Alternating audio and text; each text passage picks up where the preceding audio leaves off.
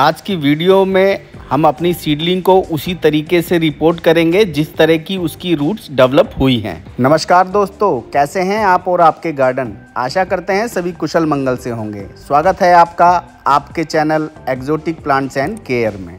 दोस्तों, आज हम अपने अडेनियम की सीडलिंग को रिपोर्ट करने जा रहे हैं और उसको नया घर देंगे। तो नया घर देने से पहले सबसे पहला स्टेप होता है उसके लिए सॉइल मिक्सचर तैयार करना। जब आप जानते ही हैं कि आपकी अडेनियम की सीडलिंग ज़्यादा बड़ी और ज़्यादा स्ट्रॉन्ग नहीं है, तो उसके लिए एक स्पेशल प्रकार की सॉइल मिक्सचर ही बनानी चाहिए। आप देख रहे हैं कि मैं अपने जो सॉइल मिक्सचर है उसके अंदर मैंने कोकोपीट को मिक्स किया है, और उससे पहले मैंने जो मिक्स किया है वो मैं आपको बता देता हूँ। इसके अंदर मैंने पहले जो सिंडर थी मेरी एक प्लांट में मैंने सीडलिंग के लिए यूज़ करी थी, उसी का मैं इस्तेमाल इन सीडलिंग की रिपोर्टिंग के लिए कर रहा हूँ, क्योंकि सिंडर एक बार नहीं कई बार इस्तेमाल की जा सकती है। सिंडर एंटी फंगल होती है तो उसके अंदर फंगस लगने का भी कोई डर नहीं होता है, लेकिन इसके अंदर हमने अभी बहुत कम मात्रा में सिंडर का इस्तेमाल किया है।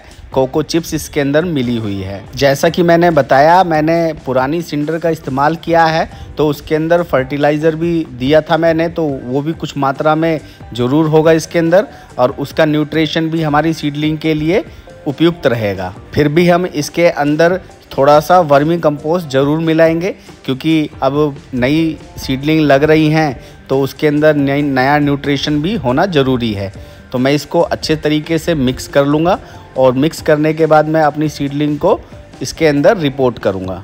दोस्तों, बेबी प्लांट्स, अडेनियम के बेबी प्लांट्स के लिए कभी भी ज़्यादा हैवी फर्टिलाइज़र का इस्तेमाल ना करें, और ज़्यादातर अगर आपको गोबर खाद मिले जो 2 साल से 3 साल पुरानी हो, उसी का इस्तेमाल करें तो ज़्यादा बेहतर होता है, क्योंकि उसके अंदर इतनी पावर नहीं होती है कि किसी भी सीड को या सीडलिंग को नुकसान पहुंचा सके। गोबर खाद किसी भी कंडीशन में आपके प्लांट्स को या फिर आपके बेबी प्लांट को हमेशा फ़ायदा ही पहुंचाएगी।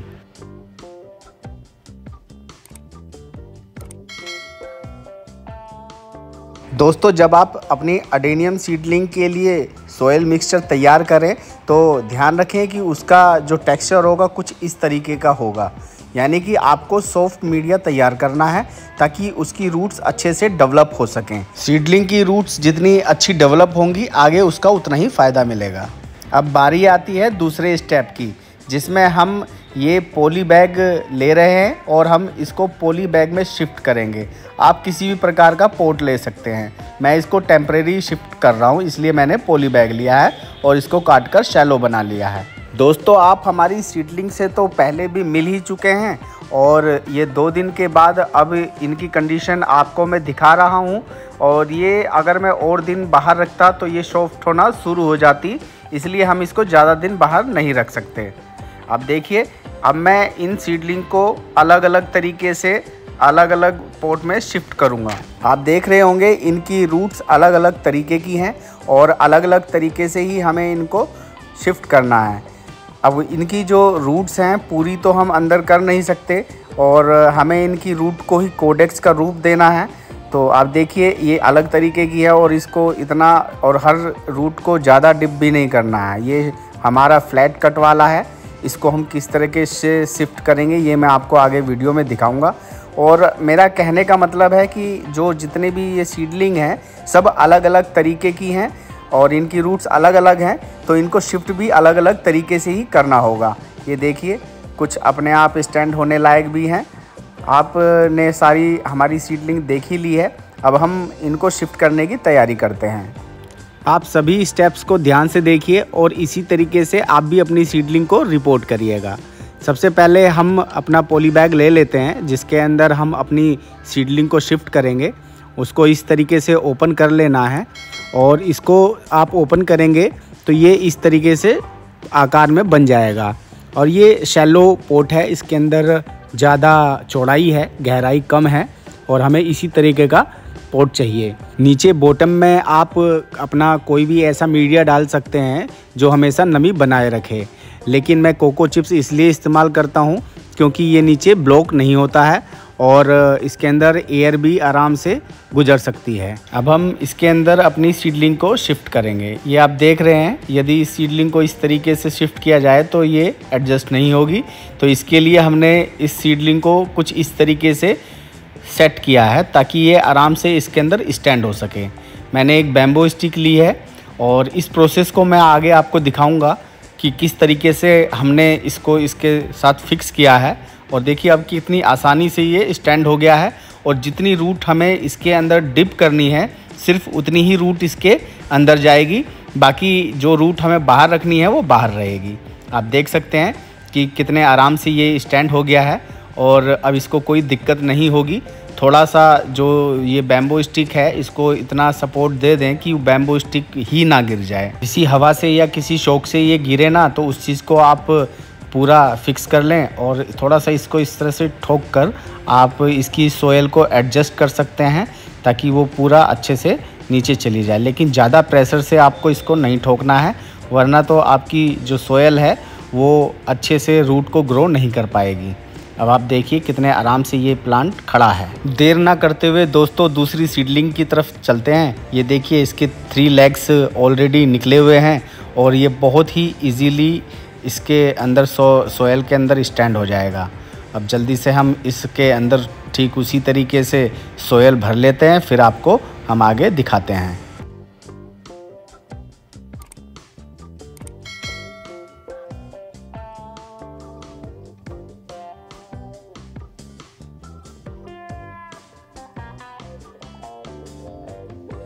दोस्तों सोयल तो हमने अब भर ली है। अब देखिए इस प्लांट को हमें इस तरीके से स्टैंड करना है ताकि इसकी रूट्स ही सिर्फ नीचे जाएं और इसका जो ये 3 तरह की जो तिकोना बना हुआ है पैरों का, लेग्स का, वो हमारी बाहर विजिबल होती रहे।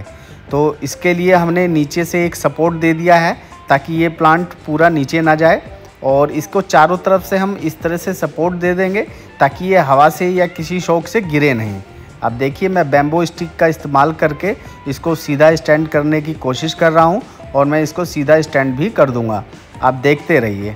आप भी इस तरीके से बैम्बो स्टिक का इस्तेमाल करके अपने प्लांट को सीधा कर सकते हैं।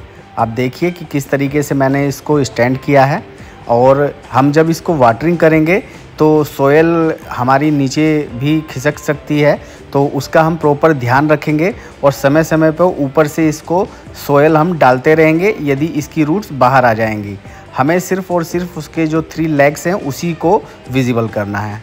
अब देखिए प्लांट हमारा पूरे अच्छे तरीके से स्टैंड हो गया है। दोस्तों सभी सीडलिंग की रूट एक जैसी नहीं होती हैं, तो अब आप देख रहे हैं ये हमारे पास थोड़ी टेढ़ी खीर आ गई है क्योंकि इसकी रूट्स अगर हम थोड़ी डिप करेंगे तो ये स्टैंड नहीं हो सकता।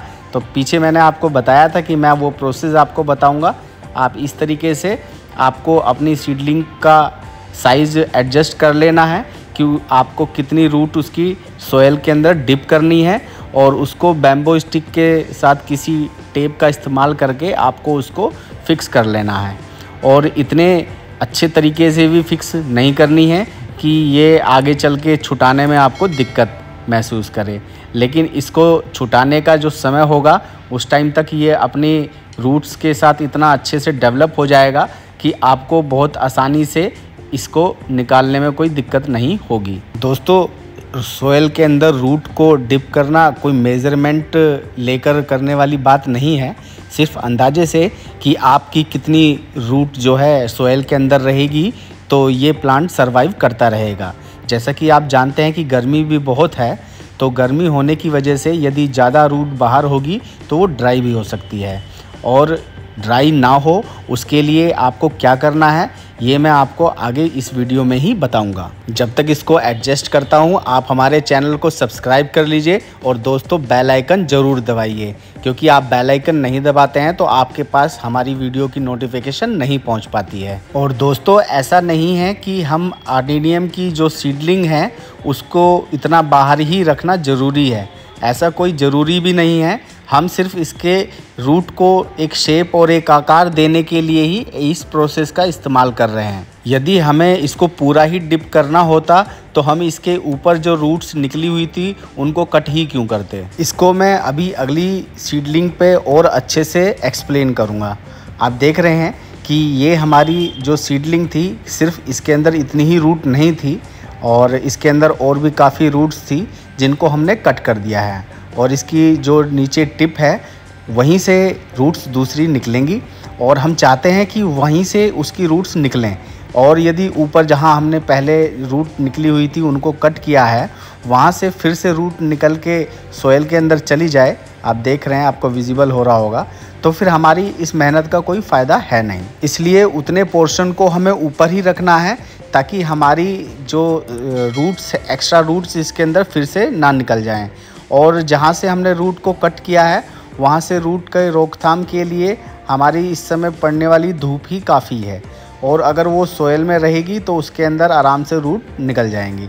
तो उसी के लिए हम उसको बाहर भी रखेंगे और आने वाले समय में वहाँ पे जो हमने रूट कट किए हैं, जो वहाँ पे स्पॉट्स हैं, वो भी गायब हो जाएंगे। अब इसको पहले अच्छे से स्टैंड कर लेते हैं, इसको चारों तरफ से सपोर्ट दे देते हैं क्योंकि थोड़ा ये हेल्दी सीडलिंग है और इसके अंदर वेट है तो और इसको ज़्यादा अंदर हमने डिप भी नहीं किया है तो इस वजह से ये स्टैंड होने में थोड़ी दिक्कत कर रहा है। फिर भी हमने इसको स्टैंड कर लिया है अच्छे से और आप देख रहे हैं कि चारों तरफ से एक इसका केज बनाना पड़ा हमें और अब ये पूरी अच्छे तरीके से स्टैंड हो चुका है। थोड़ा सा सोयल को हम ठोक के नीचे भी कर लेंगे ताकि ये थोड़ा सी मजबूती इसके रूट मतलब स्टैंड होने में आ जाए। जो एक्स्ट्रा बैम्बू स्टिक्स हैं उनको हम निकाल देंगे, वही बैम्बू स्टिक इसके साथ रखेंगे जो इसके साथ टच हैं और इसको सपोर्ट दे रहे हैं। अब देखिए ये पूरे तरीके से स्टैंड हो चुका है। अब इसको हम एक तरफ रख देंगे, बाकी की सीडलिंग भी हमने डिप करके इसी तरीके से, ये देखिए सेम उसी तरीके का कट था इसका भी। इसके अंदर साइड से 2 ब्रांच भी निकल रही थी, एक तो टूट गई है और एक बची हुई है। इसको भी हम उसी तरीके से करेंगे, जहाँ से एक्स्ट्रा रूट्स थी हमने कट किया है उसको हम बचा के रखेंगे ताकि वो सोयल के अंदर ना जाए और हमारा जो कोर्डेक्स का फुलाव होगा वो इसी जगह से होगा जहाँ से एक्स्ट्रा रूट्स निकली हुई थी। जो ये आपको वाइट पोर्शन दिख रहा है, इस वाइट पोर्शन से ही मोस्टली जो आकार बनता है अडेनियम का वो इसी के जगह से बनता है और ज़्यादा फुलाव भी यहीं से आता है। दोस्तों 2 तरीके से तो हमने अपनी सीडलिंग को रिपोर्ट कर लिया है, एक जिसमें हमने बैम्बो स्टिक को और टेप को एक साथ लगाया था और दूसरा हमने सिर्फ बैम्बो स्टिक से सपोर्ट दिया था और बाकी अभी और भी जो सीडलिंग है वो लगभग एक जैसी ही हैं, मतलब उसके अंदर अगर कोई बदलाव होगा तो मैं आपको अभी दिखाता हूँ आगे। हमने एक सीडलिंग का और इसमें बताया था आपको जो फ्लैट कट जिसमें हमने लगाया था उसको भी किस तरीके से हमने अभी शिफ्ट किया है वो भी हम आपको आगे वीडियो में दिखाएंगे। वीडियो के साथ बने रहिए और हमारे चैनल को यदि आपने सब्सक्राइब नहीं किया है तो आप अभी हमारे चैनल को सब्सक्राइब कर लीजिए और बेल आइकन का बटन प्रेस ज़रूर कर लीजिए क्योंकि दोस्तों आने वाली वीडियो में हम बहुत ही इम्पोर्टेंट और महत्वपूर्ण जानकारी आपको अडेनियम से रिलेटेड देने वाले हैं जिसके ऊपर हमारा रिसर्च चल रहा है।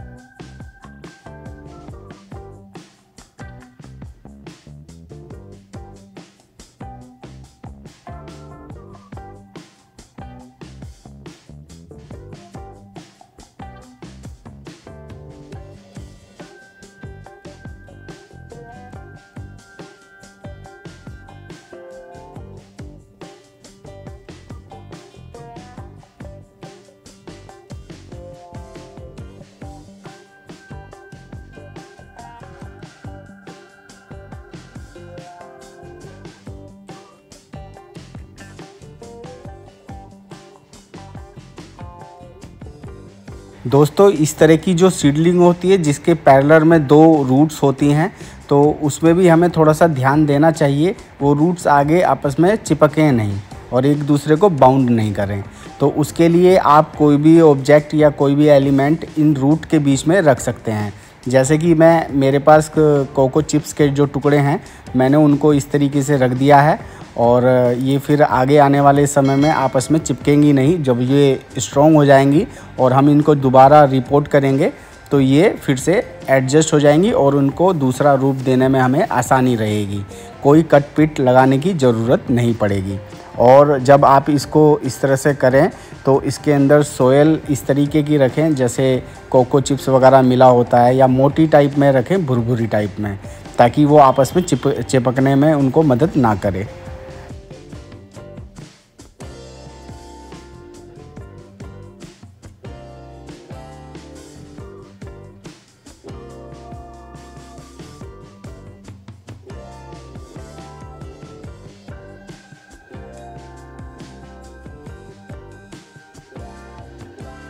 दोस्तों अब बारी आती है उस सीडलिंग की जिसके अंदर हमने फ्लैट कट लगाया था। और अब आप देख रहे हैं कि इसको हमने सिर्फ पॉट के अंदर just as it is stand कर दिया है, क्योंकि इसके अंदर जो कट लगा है वो कोडेक्स के ऊपर से ही लगा है, यानी कि इसकी रूट्स तो पूरी तरीके से कट हो चुकी हैं। अब हमें इसके कोडेक्स को ही रूट बनाना है, यानी कि कोडेक्स के अंदर से ही हमें रूट, इस सीडलिंग से जो रूट्स निकलेंगी वो रेडियल टाइप में बनेंगी। जैसा कि मैंने आपको पहले अपनी वीडियो में दिखाया था, एक प्लांट के अंदर हमने फ्लैट कट लगाया था तो उसकी रूट्स हमें रेडियल रूप में मिली हैं। उसकी रूट्स डेवलप हो गई हैं, 2 दिन में ही नई रूट भी आ गई हैं। उसकी हमने शॉर्ट वीडियो दोस्तों आपको याद हो तो मैंने पीछे आपको बताया था कि जो रूट्स बाहर हैं। और दोस्तों वीडियो को लाइक ज़रूर कर दिया करें, क्योंकि आपके लाइक से ही हमें प्रोत्साहन मिलता है, और वैसे भी इतनी मेहनत के बाद एक लाइक तो बनता ही है।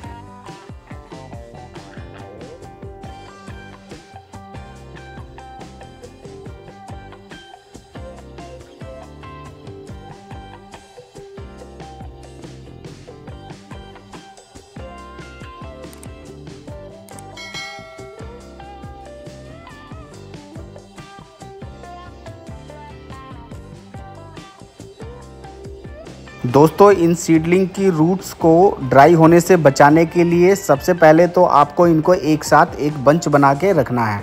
दूसरा, इनको ऐसी जगह पे प्लेस करना है जहां आपके बहुत सारे पोट रखे हों या फिर लंबे लंबे बड़े बड़े ट्री रखे हों।